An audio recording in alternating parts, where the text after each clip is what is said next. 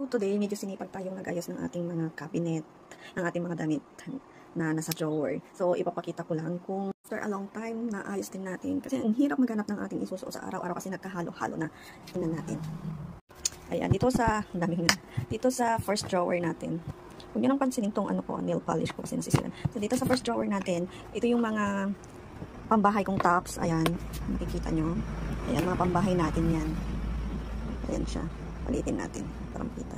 Ayan. Yan yung pang-top natin. Oops. Yan yung first drawer.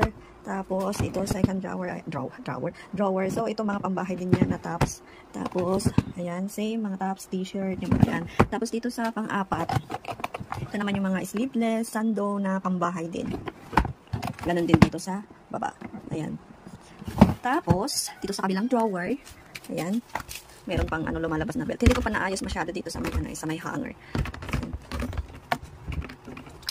Medyo ano pa, malikabok. Ayan, dito naman tong drawer na ito naman ay yung mga damit kong pinangpapasyal. Ayan, ayan yung mga damit kong pinanlalabas. Ayan. Tapos ito yung mga madalas kong ginagamit na pantalon. Ito. Madalas kong ginagamit na pantalon. Tapos dito sa baba, may mga ibang t-shirt din dito. Ayan, t-shirt.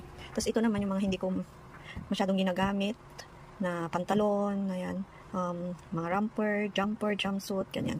So, yun lang. Nag-share ko lang. Kasi ang satisfying niyang tignan. After how many years, ang ayos na niyang tignan. Parang ang sarap lang magpalit-palit. So, yun lang guys.